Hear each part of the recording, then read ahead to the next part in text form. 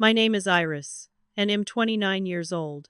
I never thought I'd spend Christmas Eve shivering outside my parents' house in suburban Connecticut, watching my family celebrate without me.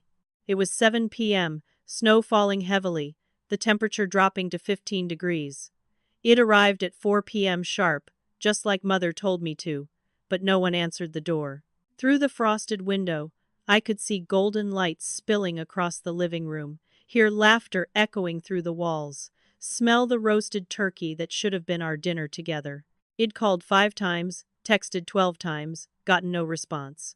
My fingers were numb, my nose red, my carefully wrapped gift bags getting soaked through with melting snow. After 3 hours of waiting, the door finally opened. My sister Felicia stood there with a wine glass in her hand, perfectly made up, smirking at my frozen, pathetic state. Then she said the words that would shatter everything I thought I knew about my family. "Oh, Iris, you actually waited? You're such a faithful pet." Before we dive into how I got here and what happened next, I'd love to know where you're watching from. Drop your city or country in the comments below. If you've ever felt taken for granted by your own family, hit that like button so I know I'm not alone. And please subscribe, because this story gets so much worse before it gets better, and you won't want to miss what comes next. Trust me, the revenge is sweet. Now, let me take you back to the beginning.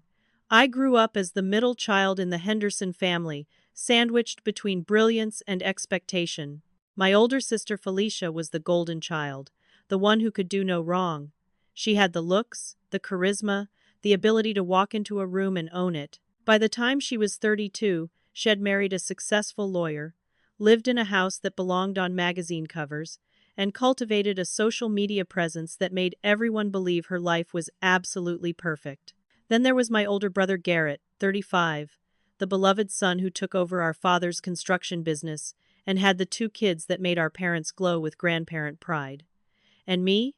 I was Iris, the easy one, the reliable one, the daughter who never caused problems or asked for much attention. I got good grades without being asked, went to college without drama, became a social worker because I genuinely wanted to help people. I lived 40 minutes away in a small apartment that I could barely afford on my modest salary, but I never complained because that's just who I was.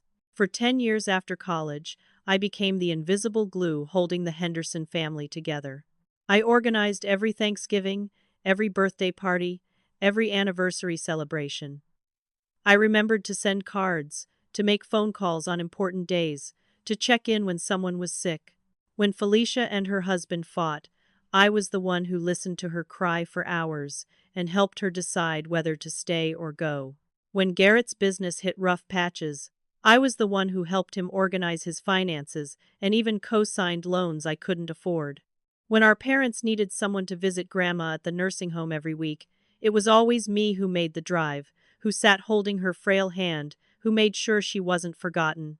I mediated every family conflict, smoothed over every argument, apologized on behalf of family members who would never apologize themselves. And everyone just accepted it, expected it, took it for granted that Iris would always be there, always be available, always put everyone else first. 2 weeks before that horrible Christmas Eve, Mother Patricia called me at work. Her voice had that particular tone she used when she was giving orders disguised as requests. "Family dinner on Christmas Eve at 4 p.m. sharp," she said. "Very important. Everyone must be there. Don't be late, Iris. You know how your father gets when people don't respect his time." I felt that familiar flutter of anxiety, the need to please, the fear of disappointing. I immediately rearranged my volunteer shift at the homeless shelter, even though they desperately needed help on Christmas Eve. I spent $300 on gifts, which was literally my entire week's salary after rent and bills, because I wanted everyone to feel special. I baked homemade gingerbread cookies using our grandmother's secret recipe, the one that took 6 hours of work. I researched and bought a special bottle of wine that Father Roger had mentioned liking months ago in a casual conversation. I left work 2 hours early, drove through worsening weather conditions, my windshield wipers working overtime against the heavy snowfall, my heart full of anticipation for a beautiful family Christmas. I arrived at 3:55 p.m., actually proud of myself for being early despite the terrible roads. I parked behind the familiar lineup of cars.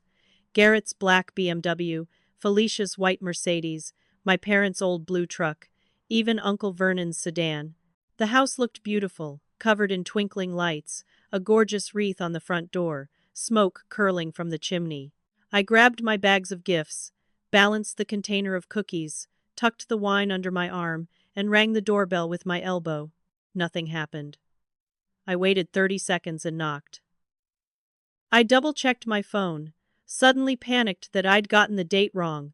But no, it was December 24th, 4 p.m., the exact time and date Mother had specified. I could see the cars. I could hear music and voices inside. I could even smell the turkey roasting. I called Mother's cell phone and heard it ring inside the house, straight to voicemail. I texted the family group chat. "I'm here. Can someone let me in?" I watched the little indicator show that the message was delivered, then read, but no response came. 15 minutes passed. I told myself they must be busy with last-minute cooking, that the kitchen was probably chaotic, that someone would notice I was missing any second now. I knocked again, even louder, using the brass knocker repeatedly. Nothing. Confused and starting to feel the cold seep through my coat, I walked around the side of the house, checking windows.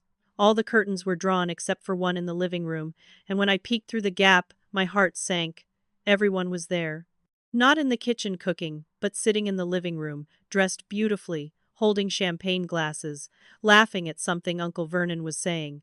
They were having a party. Without me. My mind couldn't process it.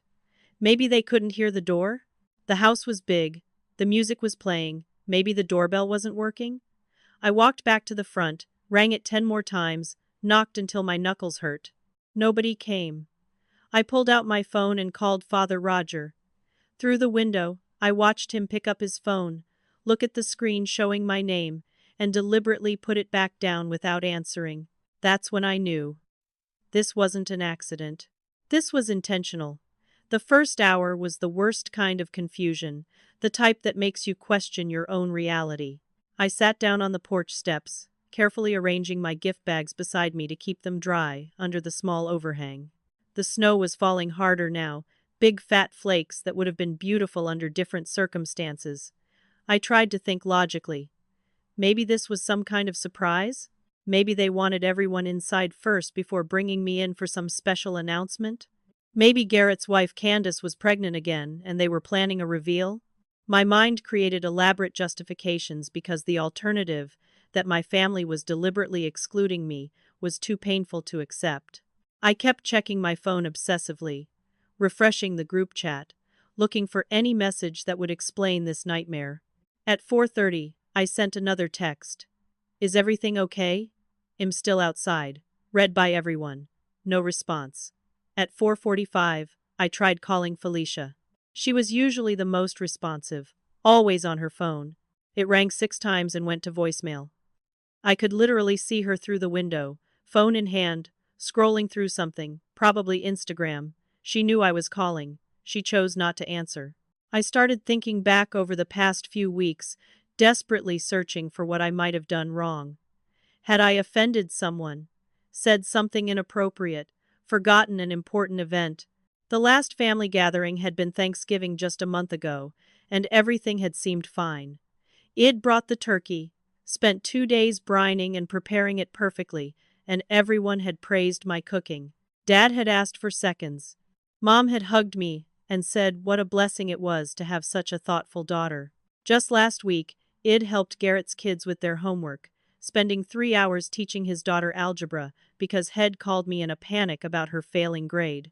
2 days ago, I'd sent Felicia a long congratulatory text about her promotion at work, telling her how proud I was of her accomplishments. I couldn't think of a single thing I'd done to deserve this treatment. But there had to be something, right? People don't just exclude family members for no reason. I must have done something. That's what I told myself, as I sat there, freezing, taking responsibility for cruelty I didn't understand. The second hour brought physical discomfort that made ignoring the situation impossible. Snow was accumulating on my coat and in my hair. My fingers had gone past cold into that scary numbness where you can't quite feel them anymore, even inside my gloves. I stood up and stomped my feet, trying to keep circulation going, watching my breath make white clouds in the freezing air. My gift bags were definitely ruined now, the pretty paper spotted with wet stains, the ribbons drooping sadly. The wine bottle felt like a block of ice in my hands.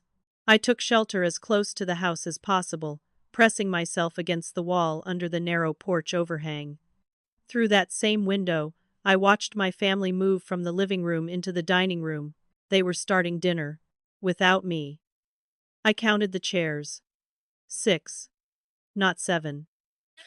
My usual seat, the one between Mother and Garrett where I always sat to help pass dishes and keep conversation flowing, was simply gone. This wasn't a spontaneous decision. They had planned this. They had set the table for 6 people. They had known I wouldn't be there. Or rather, they had known I would be outside. At 5:30, I did something I'm not proud of. I stopped knocking politely and started pounding on the door continuously for 2 solid minutes. My hands hurt, my throat was raw from holding back tears in the cold air, and I just wanted someone to acknowledge me. Uncle Vernon walked right past the front door. I saw him through the frosted glass panel. He was less than 3 feet away from me, separated only by a door. He looked directly at the door, definitely heard the knocking, and just walked away. That moment broke something in me. This wasn't confusion anymore. This was cruelty. This was deliberate, coordinated, intentional exclusion. And yet, I still didn't leave. Why didn't I leave? I've asked myself that question 1,000 times since. Part of it was shock, I think.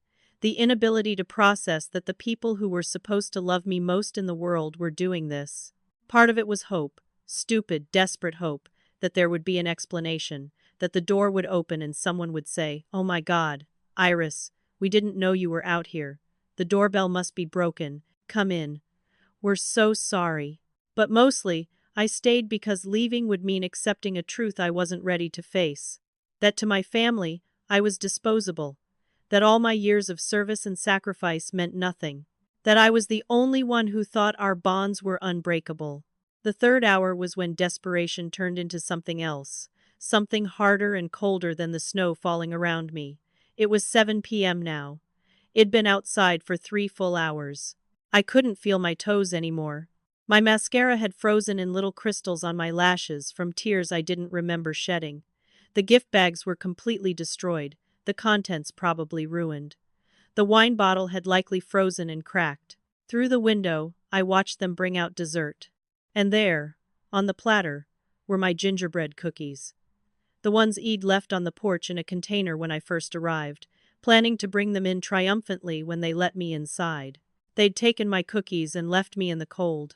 They were eating the product of my 6 hours of labor while I froze on their doorstep. Something inside me, something that had been bending and bending under years of being taken for granted, finally snapped. I stood up, brushed the snow off my ruined coat, picked up my destroyed gifts, and turned toward my car. I was done. I was finally, completely done.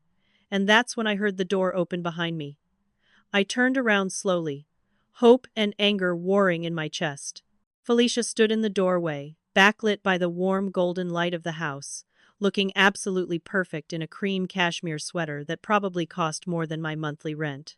She was holding a crystal wine glass, her makeup flawless, her hair in those effortless waves that take an hour to create. She looked at me, at my snow-covered coat and red nose and frozen tears, and she smiled, not a warm smile, not an apologetic smile, a smirk. "Oh, Iris," she said, loud enough for the family behind her to hear. "You actually waited? You're such a faithful pet." She turned back to the house and called out, "She really stayed out there." I heard laughter. Multiple voices. Laughing. At me. About me. Because I'd waited 3 hours in the snow for them. Mother Patricia appeared behind Felicia, wiping her hands on a dish towel, looking mildly annoyed. "Well, come in then," she said, like I was an inconvenience. "Don't track snow inside." No apology. No, "Oh my God, are you okay?"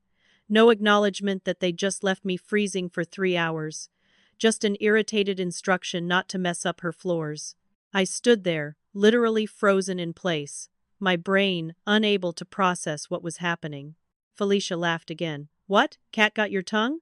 Come on, dinner's almost over, but there might be leftovers. Leftovers. It'd been waiting for 3 hours and she was offering me their scraps. Garrett pushed past both of them, grinning like this was all a hilarious joke. We had a bet going, he said casually. I said you'd leave after an hour. Felicia said you'd stay all night. Guess she wins $50. They had bet money on how long I would stand outside in the cold. This had been entertainment for them. A game. I heard Uncle Vernon's voice boom from inside the house. Did the puppy finally come home? More laughter. They were all in on it. Every single one of them. My voice came out smaller than I wanted it to. Why? Just one word. But it contained everything. Why would you do this? Why would you hurt me? Why don't you love me? Mother Patricia rolled her eyes in that way she did when she thought someone was being overdramatic. Oh, don't be so dramatic, Iris. It's just a joke. Can't you take a joke? A joke. 3 hours in 15-degree weather. A joke. Felicia stepped aside, gesturing for me to come in. You're always so available, so eager to please, she said, examining her manicured nails. We wanted to see how long you'd actually wait. Turns out, forever. It's actually kind of pathetic. The word hit me like a slap. Pathetic. That's what they thought of me. Not devoted, not loving. Pathetic. Garrett leaned against the doorframe, arms crossed. Besides, we needed to have a real family discussion. Without you.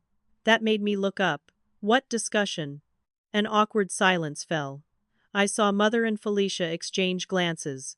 Father Roger appeared behind them, looking uncomfortable but not guilty. Just uncomfortable. Well, he said slowly, we were discussing your situation. My situation. I repeated, confusion mixing with the anger starting to build in my chest. Felicia sighed dramatically, like explaining was such a burden. Your life, Iris. Your sad, pathetic little life. She said it so casually, like she was commenting on the weather. Mother Patricia nodded, stepping forward. We're concerned. You're almost 30. No husband, no real career, living in that tiny apartment. The way she said tiny apartment made it sound contaminated. We thought if we showed you how little you matter, you might finally do something with yourself. I couldn't breathe. This wasn't just cruelty for fun. This was an intervention. They thought they were helping me. Aunt Loretta pushed her way to the front, her face full of fake concern. We thought if we showed you how unimportant you are, you might finally grow a spine and make something of your life. Candace, Garrett's wife, added in a voice dripping with condescension, It's tough love, honey. You've become too dependent on this family for your identity.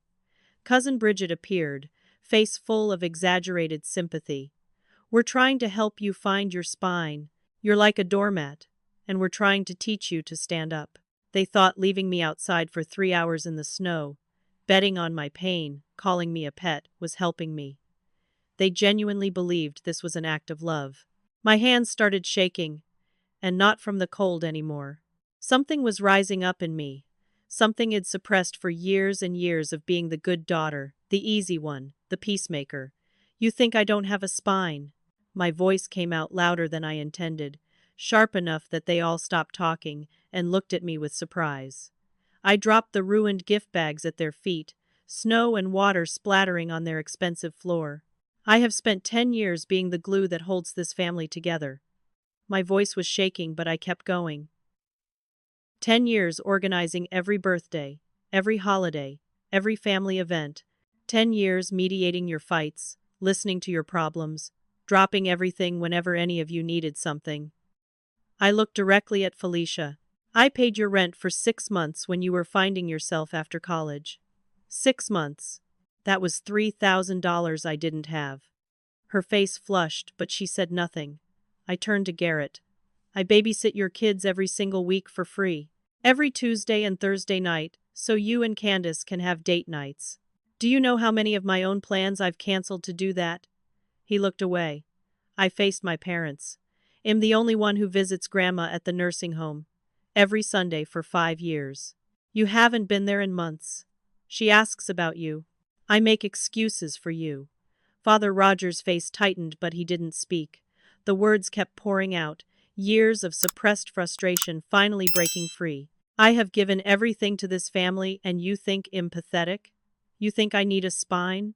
Felicia recovered first, rolling her eyes dramatically. See, this is exactly why we did this. You're a martyr. You do all these things and then throw them in our faces. It's exhausting, Iris. The word hit me like ice water. Martyr? They saw my love as manipulation, my sacrifices as weapons. They had turned my kindness into a character flaw. I realized in that moment that nothing I could say would make them understand. They didn't want to understand. This was who they were. This was who they'd always been. And I'd been too blind to see it. I turned around and walked away. Mother's voice called after me, sharp with irritation. Where are you going? Don't be so childish. Get back here right now, Iris Marie Henderson. I kept walking. Down the porch steps, through the snow, to my car. My hands were shaking so hard I couldn't get the key in the ignition. I sat there in the driver's seat, engine off, cold seeping through my already frozen clothes, and I cried. Not quiet tears, but huge gasping sobs that made my whole body shake. I cried for the family I thought I had. I cried for all the years I'd wasted trying to earn love that was never going to be freely given. I cried for the little girl who'd learned that her worth was in what she could do for others, not in who she was. And somewhere in the middle of that crying, something shifted.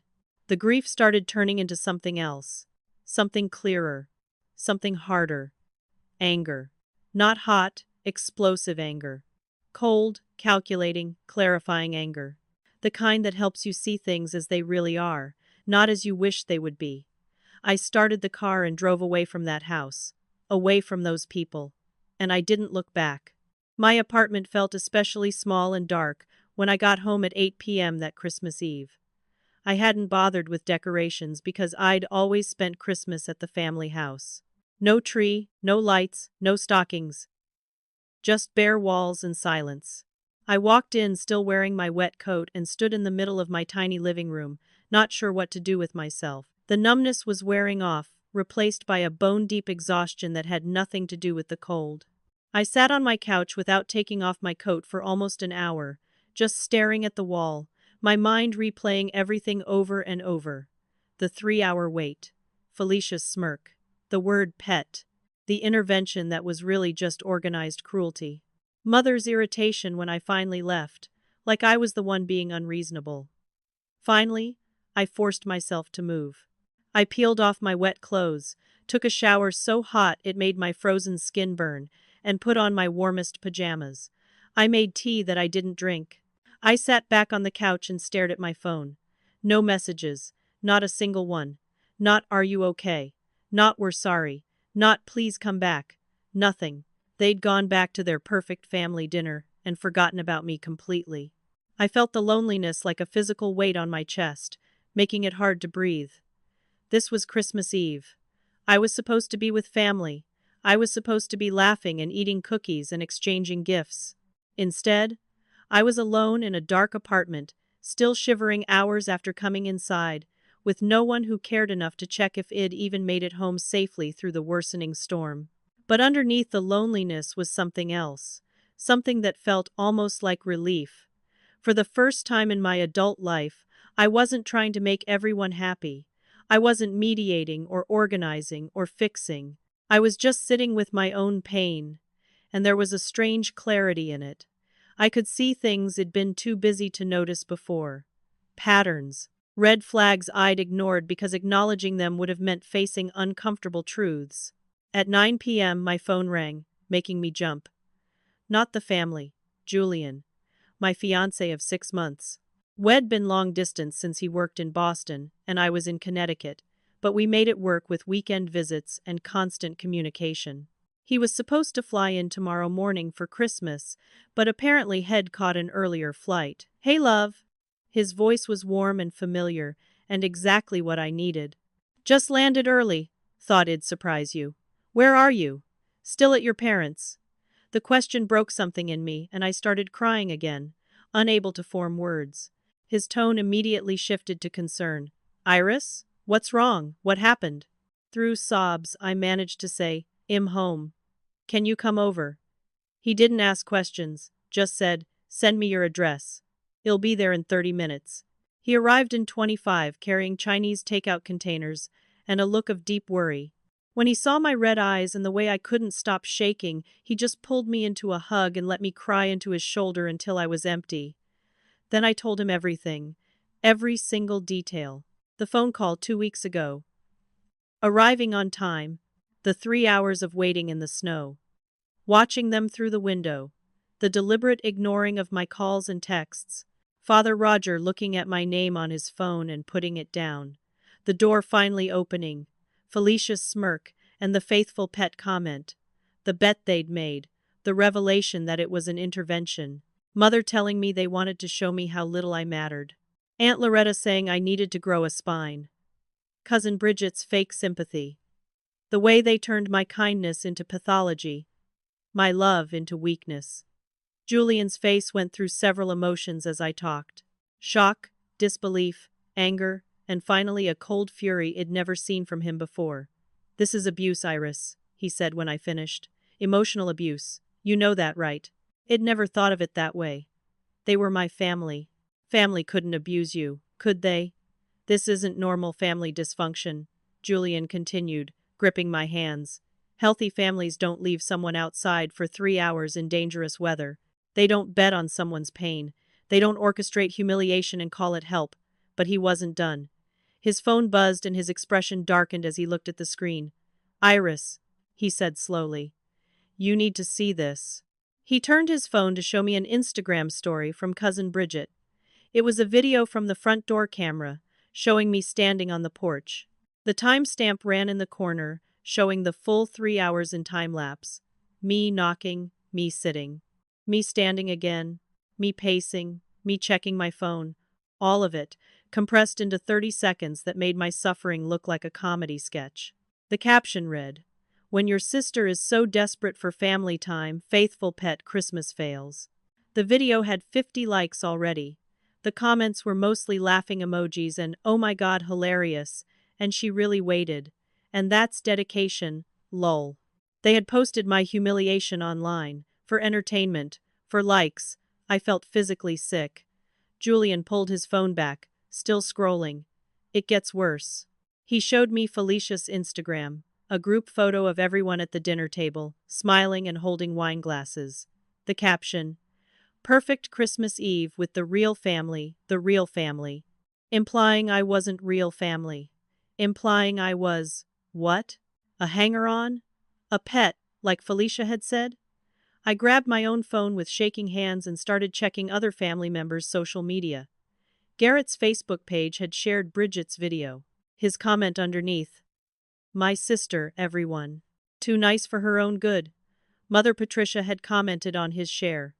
She'll learn eventually. They weren't even hiding it. They weren't embarrassed or ashamed. They were proud of what they'd done. They thought it was funny. Julian was watching my face as I scrolled, and I could see him making decisions. You need to cut them off, he said firmly. This is toxic. This is beyond toxic. You need to completely cut contact. But they were my family. The only family I had. Iris. Julian said gently but firmly. Family doesn't treat you like this. Blood relation doesn't give anyone the right to abuse you. You don't owe them anything just because you share DNA. I knew he was right. Intellectually, I knew. But emotionally? Emotionally, I was still that little girl desperately trying to be good enough to deserve their love. I don't know if I can, I whispered. Julian pulled me close. You can. And it'll help you. But Iris, if you stay in contact with people who treat you this way, they'll keep doing it. It'll never get better. They've shown you who they are. Believe them. I woke up Christmas morning to the sound of my phone vibrating continuously. For a disoriented moment, I thought maybe they'd realized what they'd done. Maybe they were apologizing. Maybe Christmas morning had brought some clarity. I picked up my phone and saw 57 messages in the family group chat. My stomach sank. Julian, who'd stayed over on the couch to make sure I was okay, stirred and came over. "What is it?" he asked. "The family group chat," I said, scrolling through with growing disbelief. The messages had started at 11 p.m. the night before and continued through the early morning hours. Aunt Loretta at 11:15. "Is Iris seriously mad? It was just a joke. She's so sensitive." Cousin Bridget at 11:30. "She can't take any criticism, always playing the victim." Mother Patricia at midnight. "Iris, you're embarrassing yourself. Come back tomorrow and pretend this didn't happen. Pretend it didn't happen. Just sweep it under the rug like everything else." Felicia at 1 a.m. "Honestly, this reaction proves we were right. She's too dependent on us. This is healthy separation." Garrett at 1:30. "Dad says you're being disrespectful. You need to apologize to Mom for ruining Christmas." I had to read that twice. Apologize. They wanted me to apologize to them for ruining Christmas by not letting them humiliate me further. The messages kept coming through the night, each one nastier than the last. Uncle Vernon at 2 a.m. "Always knew she was the weak link in this family." Candace at 2:30. "Maybe if she had her own husband and kids she wouldn't be so clingy to ours." The cruelty was breathtaking. Then at 3 a.m., a message from Father Roger. It was the first time Head said anything directly since the whole thing started. "Iris, your mother is very upset. You've ruined Christmas for everyone. This needs to stop." I had ruined Christmas. Not them for leaving me outside. Not them for their cruel intervention. Me for having the audacity to be hurt by it. Julian read over my shoulder, his jaw getting tighter with each message. "Don't respond," he said. "They want a reaction. They want you to defend yourself so they can attack more. Don't give them that power." He was right. I turned off my phone. At 10 a.m., a text came through from an unknown number on my old backup phone that I kept for emergencies. "You don't know the half of it. They've been planning this for months. Check your sister's phone bill records if you can. A concerned friend." I showed it to Julian. "Could be a trap," he said cautiously. But something in my gut told me it wasn't. I remembered that I was still on the family phone plan, something my parents had insisted on years ago to save money, which I now realized was really about maintaining control. I logged into the account using the password ED set up years ago when I was managing all the family bills. I pulled up Felicia's text message log. I couldn't see the actual content of messages, but I could see the frequency and recipients. What I found made my blood run cold. For the past 6 weeks, there had been a separate text thread between Felicia, Mother Patricia, Garrett, Aunt Loretta, and Cousin Bridget. Hundreds of messages. Starting in mid-November. They'd been planning something. Planning this. Planning me. At noon, my doorbell rang. Julian answered cautiously.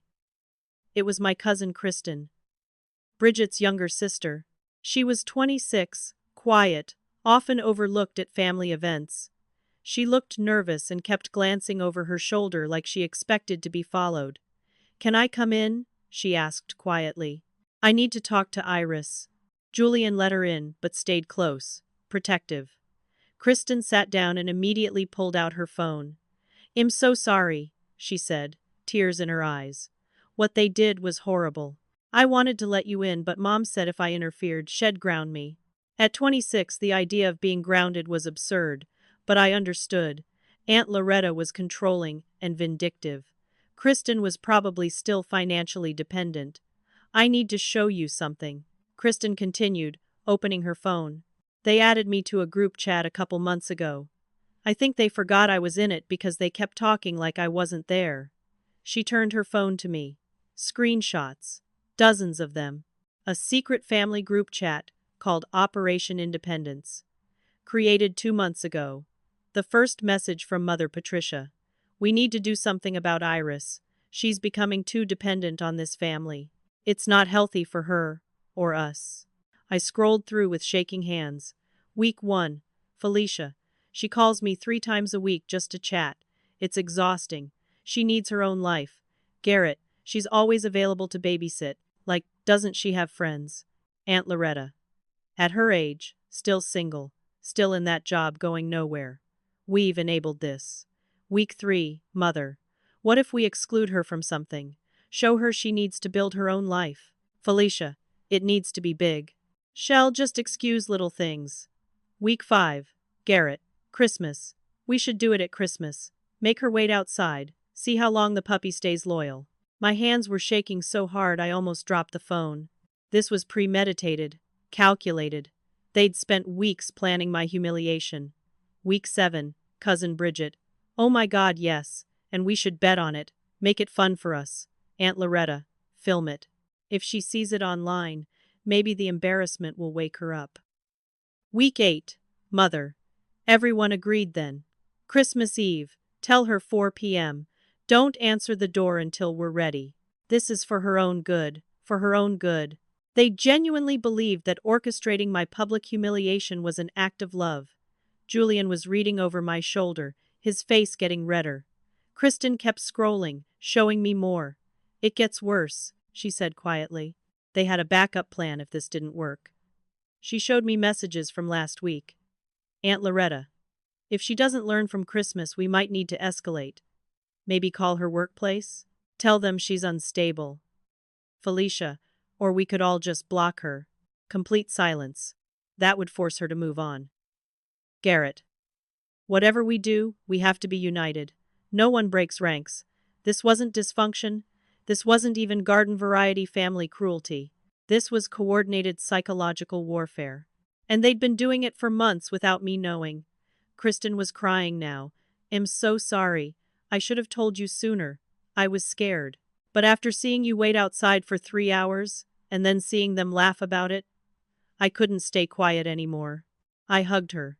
She was the first person in my family to show me genuine compassion. After Kristen left, promising to keep me updated if the family planned anything else, Julian and I sat in silence for a long time. Finally, he said, "You know you can't go back to them, right? This isn't something you can fix or forgive your way out of. They don't want you in their lives. They want a version of you that doesn't exist, a punching bag they can dress up as concern." I knew he was right. But knowing and accepting were two different things. I keep thinking, I said slowly, about all the times I thought I'd made mistakes. Showing up to the wrong restaurant for Mom's birthday, getting Thanksgiving timing wrong, missing the 4th of July party I thought was canceled. That was all them, all planned. Julian nodded grimly. They've been gaslighting you for months, maybe years. Making you doubt yourself, making you think you're the problem. A thought occurred to me, cold and clear. I have leverage, I said quietly. Julian looked at me. What do you mean? I explained. I knew all their secrets, every single one. Things they'd confessed to me in moments of weakness. Things they'd discovered by accident. Things they'd helped them hide. I was the family's confessor, their secret keeper, their cleaner of messes. And they'd just thrown me away without considering that I could talk. I spent the next 2 hours making a list. Not of revenge, exactly, but of truth. Julian watched me write, occasionally asking questions, mostly just providing silent support. Felicia's perfect marriage that everyone admired? Her husband had an affair 2 years ago with his paralegal. I was the one who found out, the one who held Felicia while she cried for weeks, the one who helped her decide to take him back and work through it. No one else in the family knew. Shed maintained the perfect social media facade while secretly going to marriage counseling. Garrett's successful business? It was failing. Had been for 3 years. Head borrowed $50,000 last year, and I'd co-signed the loan because Head begged me, said if I didn't Head lose everything. The family thought he was thriving. They didn't know he was one bad quarter from bankruptcy. Mother Patricia's image as the perfect homemaker and devoted wife? Shed had an affair 15 years ago with a man from church. I'd found love letters when helping her clean the attic when I was 19. Shed cried, begged me not to tell father, said it was a mistake Shed regretted every day. I'd kept her secret for a decade. Father Roger's pride in being a self-made man who built his construction business from nothing? Had embezzled $50,000 from his first business partner 30 years ago to fund the startup. I'd found the documents when helping him organize files for his accountant 3 years ago. Head explained it away as a complicated business arrangement, But the papers were clear. It was theft. Had never paid it back. The partner had died, and the secret had died with him. Except I knew. Aunt Loretta's judgmental attitude about everyone else's life choices and her constant comments about fiscal responsibility. She had a gambling addiction. She'd racked up $30,000 in casino debts. I'd been secretly paying them off for 2 years, using money I didn't have, because she'd cried and said Uncle Vernon would leave her if he found out. I'd drained my savings account to protect her secret, and this was how they repaid me. By calling me pathetic. By making me wait in the snow. By posting my humiliation online for entertainment. Julian looked at the list and let out a low whistle. You could destroy them, he said quietly. Completely destroy them. Their marriages, their businesses, their reputations. You have nuclear options here. I nodded slowly. But I don't want to destroy them. I just want them to understand that I'm not powerless. That treating me like garbage has consequences. I opened my laptop and started typing. Not threats, not exposures, just boundaries. After an hour, I had my message ready. It was calm, factual, and final. Julian read it over and nodded. This is perfect. It's not revenge. It's just you stepping back and letting them deal with their own consequences. I opened the family group chat, the one still blowing up with messages demanding I apologize, telling me I was ruining everything, calling me selfish and ungrateful. I took a deep breath and pasted my message. To my family, I will no longer be participating in family events or communications. This is not punishment. This is self-preservation. You made it clear I'm not real family. I'm accepting that reality. I paused, then continued typing. Additionally, Garrett, the $50,000 loan I co-signed is now your sole responsibility. I've contacted the bank and removed myself as co-signer. You'll receive notification within 48 hours. Aunt Loretta, I will no longer be covering your casino debts. The creditors you've been avoiding will now have your actual contact information. Mom and Dad, I won't be visiting Grandma for you anymore. You'll need to arrange that yourselves. She's been asking why you never come. Felicia, I'm removing myself from all shared family accounts, including the phone plan, cloud storage, and Netflix. You'll need to set up your own. One more paragraph. The important one. I wish you all genuinely well. I hope you find the peace and growth you claim to want for me, but I won't be part of your lives anymore. Don't contact me. This decision is final. Iris. I hit send before I could second-guess myself. Then I turned off my phone and handed it to Julian. Hold this for 24 hours, I said. I don't want to see their responses. He took it without question. Later, Kristen texted me on my backup phone. Shed stayed in the family group chat to keep me informed. You need to see this, she wrote, and sent screenshots. The family's response was immediate and predictable. Mother Patricia, 2 minutes after my message. This is blackmail. You can't threaten your own family. Felicia, 5 minutes later. Everyone see? This is who she really is. Manipulative and vindictive. We tried to help her, and this is how she repays us. Garrett, panicking. Wait, what? You can't just remove yourself from my loan. It'll be ruined. You can't do this. Father Roger, his message longer. Iris, this is not how we raised you. Family doesn't abandon family. You're being selfish and cruel. Your mother is distraught. Call us immediately so we can discuss this like adults. The irony was completely lost on them. They could coordinate my humiliation for months, but me setting boundaries was abandonment. They could post my suffering online, but me protecting myself was cruelty. The lack of self-awareness was almost impressive. But there was one message that stood out. Uncle Vernon, usually quiet, maybe we pushed too far, just that. 5 words. It wasn't an apology, but it was acknowledgement. Small but there. The first week after Christmas was chaos for my family. I only knew because Kristen kept me updated, sending screenshots and summaries of the implosion I'd triggered simply by stepping back. Garrett called the bank immediately after getting my message and discovered I wasn't bluffing. The bank informed him that with me removed as co-signer, the loan was now evaluated solely on his creditworthiness, which, given his struggling business, wasn't good. His interest rate tripled, His monthly payment doubled. He had 30 days to refinance, or the bank would call the loan due. He couldn't refinance because his credit score had already tanked from maxed-out business credit cards I didn't know about. Candace, his wife, found out about the $50,000 loan when the bank's letter arrived. She was furious. "You borrowed this much money and didn't tell me? You had your sister co-sign? What else are you hiding?" Their marriage was rocky already, Kristen reported. This might be the breaking point. Garrett tried calling me 17 times that first day. Id blocked his number. He tried showing up at my apartment. Julian, who'd essentially moved in to support me, answered the door and told him to leave or he'd call the police. Garrett left. Aunt Loretta's casino debts, which had been paying off in installments of $500 a month for 2 years, went into collections within 3 days. Apparently, the casino had been lenient because it established a payment history. Once the payments stopped, they acted fast. Collection agencies started calling. They called her house. Uncle Vernon answered one of the calls. That's how he found out his wife had $30,000 in gambling debts. Kristen said the screaming match lasted 2 hours. Uncle Vernon, who'd always been quiet and mild-mannered, threatened divorce. He moved into a hotel. Aunt Loretta called me, crying, begging me to tell Vernon it was all a misunderstanding. I didn't answer. She left voicemails. "How can you do this to me? I'm your aunt.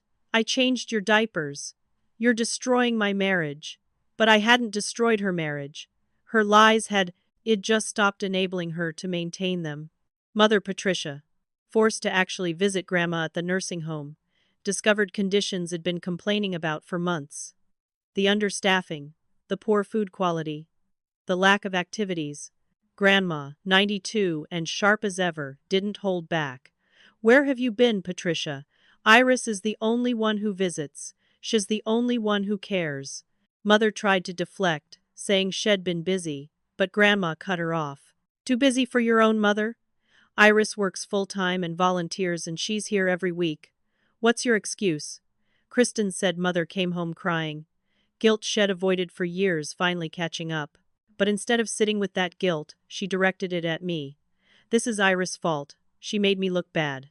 The cognitive dissonance was astounding. Father Roger, who'd relied on me to remember every family birthday, anniversary, and important date, missed his own sister's birthday on December 28th. His sister called, hurt, and confused why her usually thoughtful brother had forgotten. Roger, embarrassed, blamed it on everything going on with Iris. But his sister had heard the story. Everyone in the extended family had heard by now, through social media and gossip chains. She said coldly, "Maybe if you'd treated your daughter better, she'd still be organizing your life for you." She hung up on him. Family unity, which had always been maintained by my invisible labor, was cracking. Felicia's perfect social media presence took a hit. People noticed I was absent from her Christmas photos. Some of her friends knew me, had met me at parties, liked me. They started asking in comments, "Where's Iris?" Felicia couldn't say we bullied her and she left. She made up a story about me being busy with work. But the video Bridget had posted was still up, still being shared. People connected the dots. Comments turned from supportive to questioning. "Is this how you treat your sister? That video isn't funny, it's cruel." Felicia's carefully curated image was showing cracks. Week 2 brought more desperate attempts to get me back, but for all the wrong reasons. They didn't want me back because they missed me, or realized their mistake.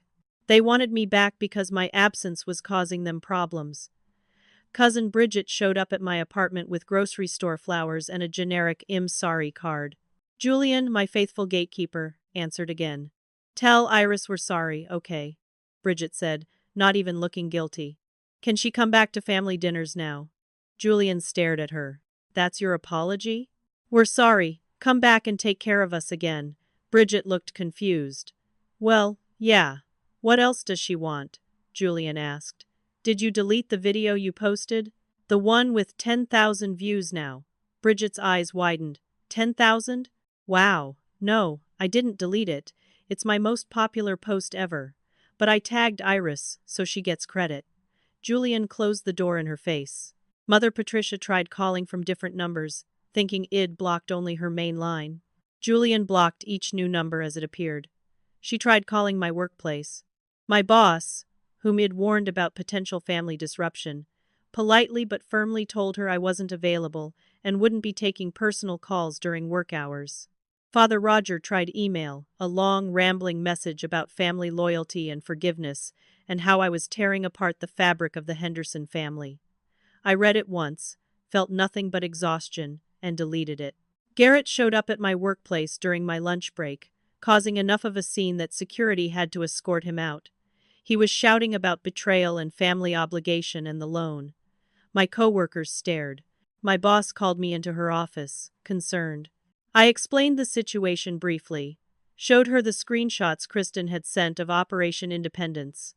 My boss' face went from confused to horrified. "This is harassment," she said. "Would you like me to file for a workplace restraining order against your brother?" I said yes. Garrett received the order 3 days later. He was humiliated, which meant he now knew how Ed felt standing outside in the snow. Week 3 brought the public relations collapse I hadn't even intended. Someone, probably Kristen or maybe another family member with a conscience, leaked the full story to a local Facebook community group, screenshots of the Operation Independence chat, the Ring camera video of me waiting for 3 hours, the cruel comments from family members, the family's response when I set boundaries. The community was horrified. Mother Patricia's church group saw the post. She was confronted after Sunday service by women shed known for 20 years. "How could you do that to your daughter on Christmas Eve?" one asked. "We saw the video.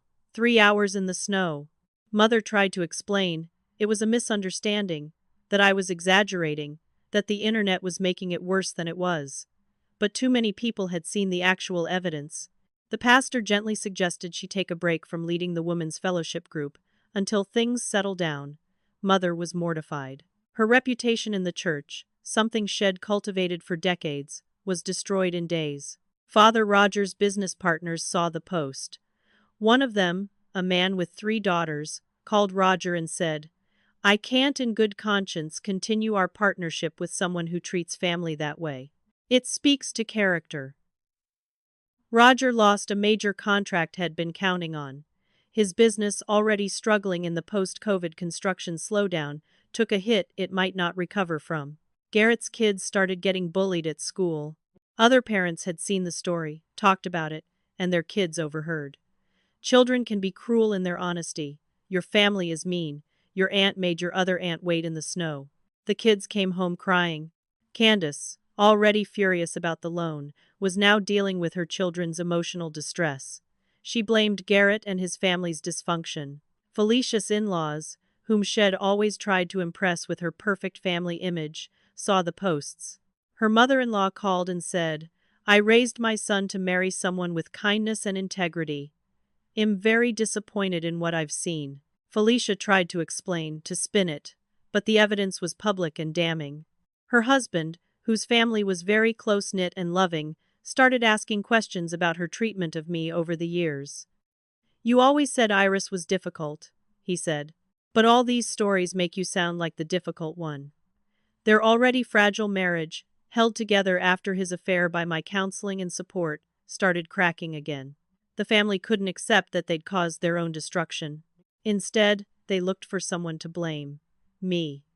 Felicia posted on her Instagram story, "When family members manipulate and blackmail you for attention, learning who really cares about you this holiday season." She was trying to flip the narrative, make herself the victim, but the comments section didn't go the way she wanted. "Wait, aren't you the one who made your sister wait outside? This you," with a screenshot of her cruel messages. "Maybe look in the mirror before calling others toxic."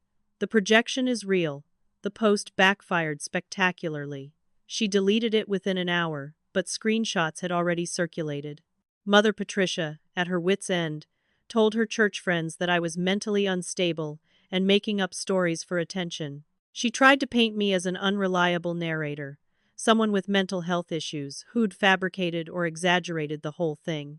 But too many people had seen the actual evidence. The screenshots were real. The video was real. My calm, factual message setting boundaries was in stark contrast to their panicked, aggressive responses.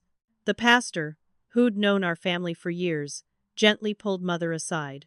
"Patricia, I've seen the evidence multiple people have shared. Iris isn't the problem here. I think you need to take a serious look at how your family has treated her. Perhaps some family counseling." Mother stopped going to that church. Garrett, panicking about his financial situation and unable to reach me directly, did something desperate. He had a lawyer send me a cease and desist letter threatening legal action for defamation and tortious interference with business relationships. The letter was full of big words and threats but had no legal basis. Julian, who worked in corporate law for a major Boston firm, laughed when he read it. "This is garbage." The lawyer probably charged him $2,000 for a template letter. Julian drafted a response. It was professional, cold, and devastating. He detailed every instance of harassment from Garrett. The workplace scene that required security intervention. The 17 calls to a blocked number. The showing up at my apartment after being asked not to. He mentioned the restraining order already in place. Then he listed actual causes of action I could pursue. Intentional infliction of emotional distress, harassment, invasion of privacy for posting the video without consent, and potential claims for the loans ID co-signed under what could be argued as duress given the family dynamics. He ended with, "Any further contact from your client or his family members will result in a formal restraining order against all parties and potential countersuits. My client wishes only to be left alone. Continued harassment demonstrates that your client's true goal is not legal remedy but rather continued abuse." He sent it on his firm's letterhead. Garrett's lawyer probably advised him to back down because I never heard from them again. Aunt Loretta, desperate and vindictive, tried emotional manipulation one last time. She sent a message through a family friend. "I'm in the hospital. Heart attack. The stress you caused. Hope you're happy. Hope you can live with yourself." For a moment, old patterns almost kicked in. The automatic guilt, the need to fix things, the responsibility it always felt. I almost drove to the hospital. But Julian stopped me. "Call first. Verify." He called the hospital, asking for Loretta Henderson in the cardiac unit. The receptionist checked. No one by that name was admitted. No one by that name in the ER. She wasn't there. It was a lie.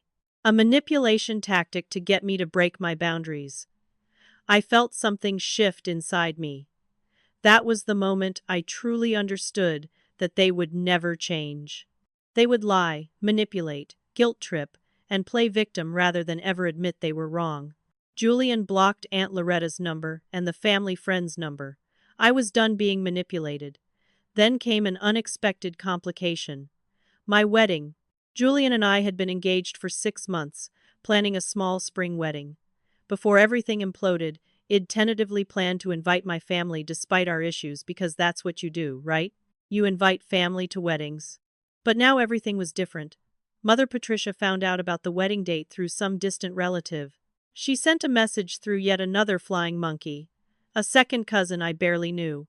"Of course I'll be at the wedding." "You can't exclude your family from your own wedding. Everyone will think you're horrible. We can put all this unpleasantness behind us and move forward. What time should we arrive?"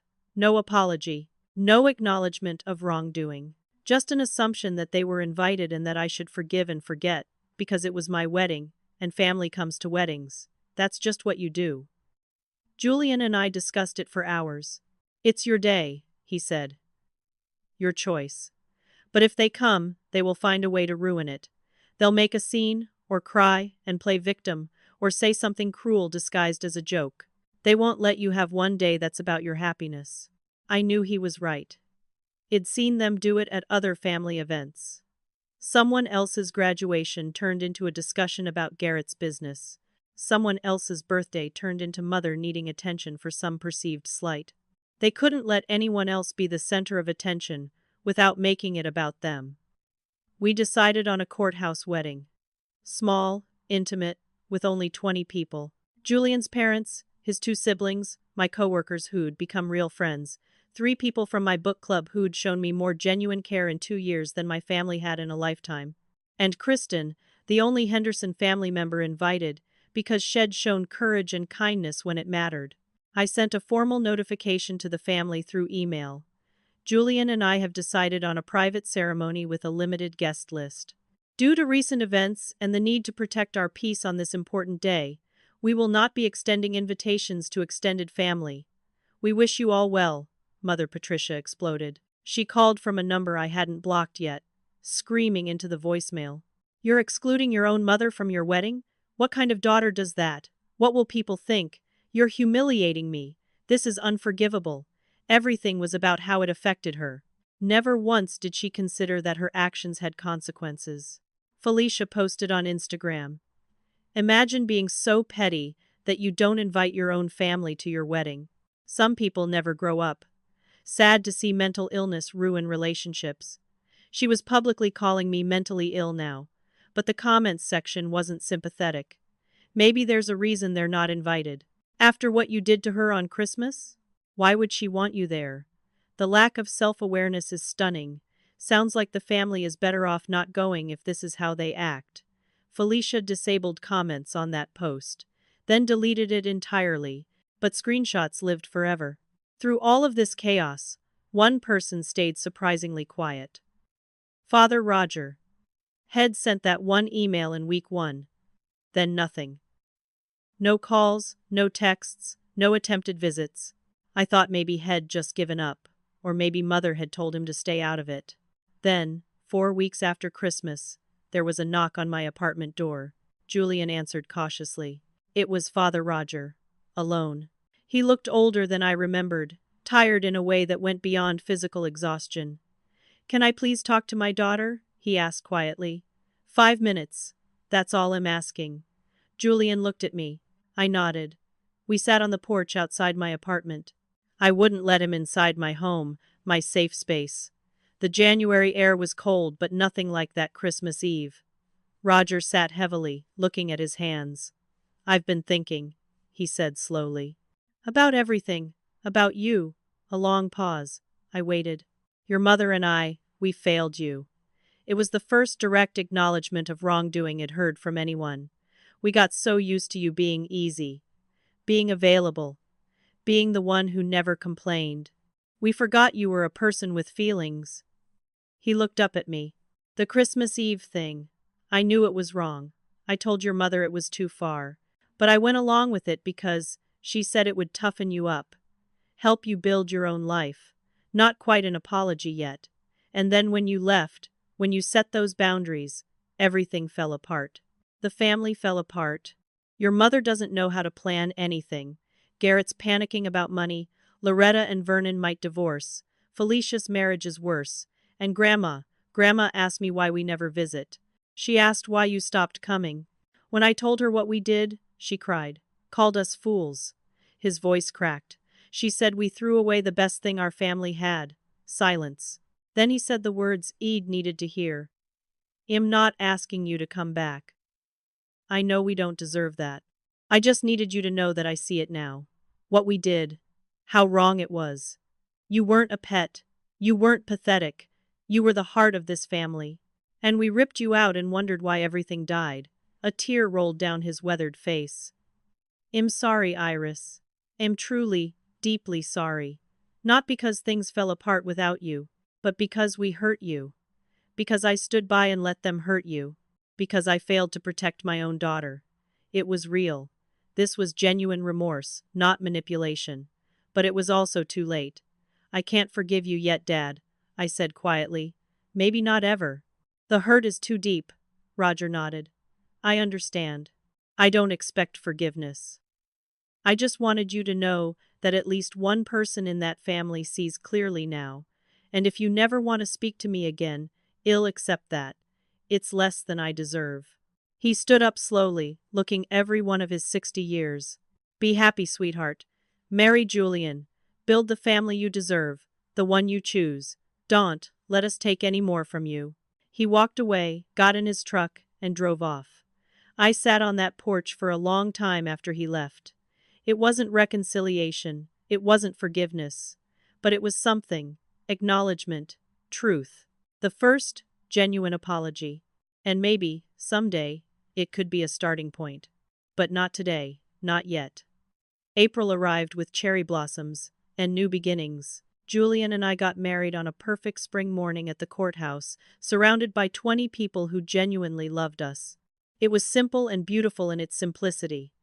No drama, no cruel jokes, no one competing for attention or making snide comments disguised as concern. Just love and support and joy. I wore a simple cream dress that made me feel beautiful, without trying to be anything I wasn't. Julian's mother hugged me before the ceremony and whispered, "I'm so grateful my son found you. You're already the daughter I always wanted." I cried happy tears. Julian's father gave a toast at the small restaurant reception. "I'm gaining a daughter today, and I promise to treat her like the treasure she is." The emphasis on that last word wasn't subtle. Everyone there knew my story. They'd chosen to love me anyway, or rather, because of who I truly was. Kristen was there, beaming, telling me how proud she was of my courage.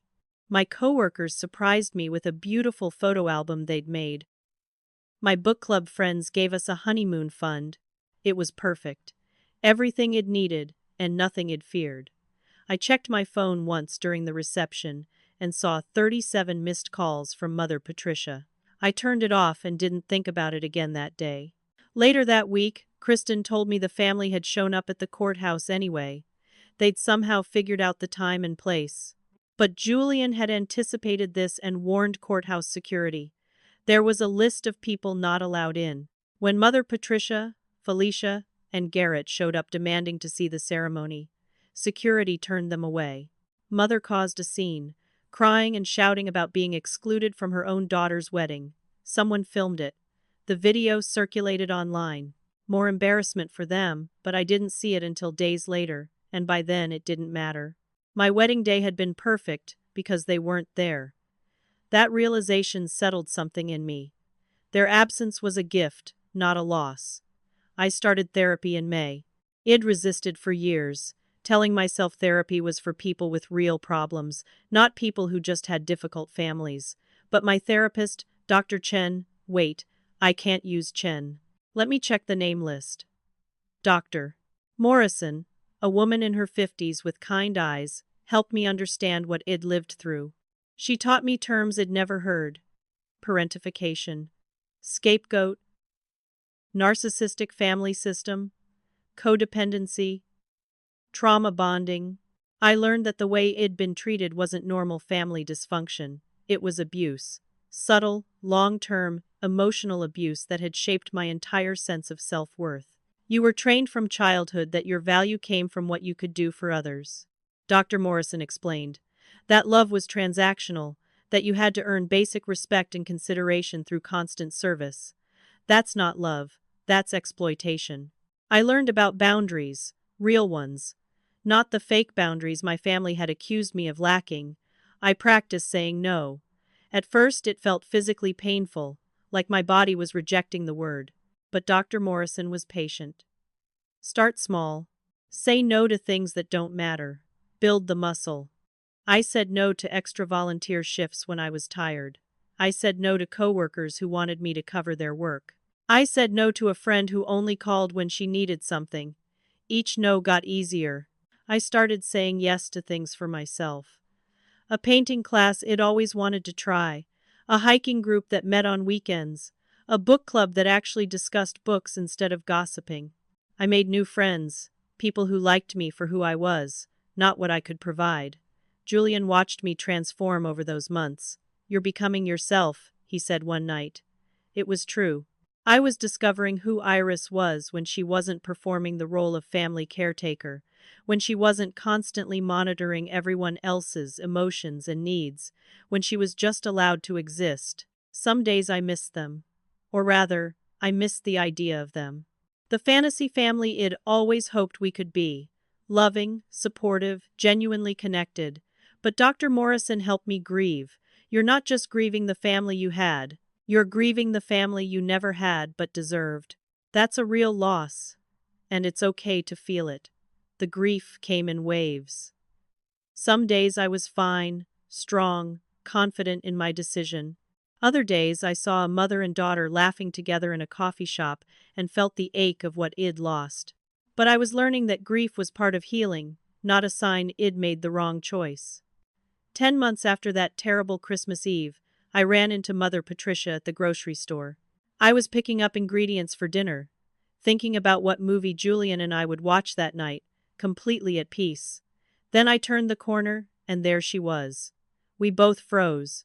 She looked older, more tired, with new lines around her eyes and mouth.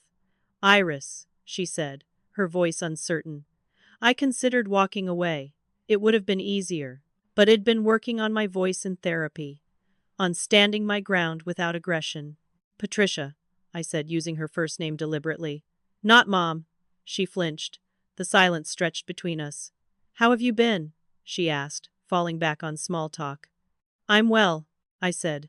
"Married, happy." Her eyes filled with tears. "I saw the photos. Kristen showed me." Another pause. "You looked beautiful." "Thank you." More silence. But this time, it was her turn to fill it. "I wanted to be there," she said quietly. I could have let it go. Could have nodded and walked away. But Dr. Morrison's voice was in my head. "You don't owe anyone comfort, especially not people who hurt you. You were invited to be in my life," I said clearly. "You chose humiliation over love. You chose cruelty over kindness. Those were your choices." Patricia's face hardened, her defensive walls coming up. "It wasn't that simple. We were trying to help you." "You don't understand. It was exactly that simple." I interrupted. "You treated me terribly and called it love. I don't have to accept that anymore." I started to walk away. "Wait," she said, her voice breaking. "Can we have coffee sometime? Talk? Really talk?" I turned back and looked at her. Part of me, the part that had spent 29 years trying to fix everything, wanted to say yes. Wanted the fantasy reconciliation. Wanted to believe that one coffee date could heal years of dysfunction. But I'd learned something important. Wanting something to be true doesn't make it true. "Maybe someday," I said carefully. "But not now. I'm not ready to risk my peace." Patricia nodded, tears streaming down her face now. "I understand. And Iris? I'm sorry. For what it's worth." I met her eyes. "It's worth something. But it's not enough yet." I walked away, and this time, she didn't call after me. I got to my car, put the groceries in the trunk, and sat in the driver's seat for a moment, checking in with myself. How did I feel? Sad, but also strong. Firm in my decision. Not guilty. That was progress. That night, Julian and I talked about the encounter while making dinner together. "How do you feel?" he asked, chopping vegetables. "Sad," I said honestly. "But okay. I'm okay." And I was. I reflected on the journey from that Christmas Eve to now. I'd learned so much. That family isn't just blood. That family is who shows up, who respects you, who loves you consistently without conditions or cruelty. Julian's family had embraced me fully. His mother called to check in. His father invited us to his woodworking shop to teach me to make a birdhouse. His siblings texted memes and inside jokes. They treated me like I'd always belonged. My coworkers celebrated my birthday with genuine enthusiasm. My friends from book club and hiking group showed up when I needed them. These people were my family now. The Henderson clan? They were just people I shared DNA with. People who'd taken my kindness and mistaken it for weakness. People who'd had countless chances to love me and had chosen cruelty instead. I'd learned about boundaries, that no is a complete sentence, that I don't owe anyone access to my life, not even family. Especially not family who use that access to hurt me repeatedly. That setting boundaries isn't mean or selfish. It's self-preservation, it's necessary, it's healthy. I'd learned about self-worth. That my value isn't in what I do for others. My value is inherent, just by being human, just by being me. I deserve respect, kindness, and consideration. I don't have to earn basic human decency through constant service. I don't have to perform for love. Real love is given freely or it isn't love at all. I'd learned about forgiveness too, That forgiveness doesn't mean reconciliation. It doesn't mean forgetting. It doesn't mean allowing people back into your life. Forgiveness is releasing anger so it doesn't poison you. It's choosing peace over bitterness. I was working on forgiving them, not for them, but for myself. So I could stop carrying the weight of their cruelty. But forgiveness could coexist with boundaries. They could be forgiven and still be kept at a distance. Those weren't contradictory positions. I thought about that Christmas Eve often, standing in the snow for 3 hours. Freezing. Confused. Hurt. Being called a faithful pet. Being told I was pathetic and needed to grow a spine. At the time, it was the worst night of my life. The most humiliating, painful, devastating experience I'd ever had. But looking back now, I could see it differently. It was also the catalyst for the best decision I ever made. The decision to choose myself. To walk away from toxicity. To build a life based on mutual respect instead of one-sided service. Sometimes the cruelest moments are the most clarifying. Sometimes you need to hit rock bottom to find the strength to climb. Sometimes the worst thing that happens to you is exactly what you needed to finally change. I looked at my life now. My small apartment that I shared with Julian, decorated with things we'd chosen together, full of warmth and laughter. My social work job with its modest pay but profound purpose. My husband who treated me as an equal partner, who loved me without conditions, who saw my kindness as strength, not weakness. My chosen family who appreciated me for who I was. And peace. Real, deep, soul-level peace. I didn't have the big chaotic family gatherings anymore. I didn't have the constant drama and tension. I didn't have people who took me for granted and called it love. And I didn't miss it. What I had now was real. The lesson I'd learned was this. You are not obligated to maintain relationships that diminish you, even if they're family. Especially if they're family. Because family should build you up, not tear you down. Family should be your safe place, not your battleground. And if they won't provide basic respect and kindness, you have permission to leave. You have permission to choose yourself. You're not a pet. You're not a servant. You're not a doormat or a martyr. You're a person deserving of love, respect, and basic human decency. And if your family can't provide that, walk away. Build your own family. Choose the people who choose you back. Choose the people who show up. Choose the people who love you on your worst days and celebrate you on your best days. Choose the people who would never leave you waiting in the snow. Now I want to hear from you. Have you ever had to walk away from toxic family members?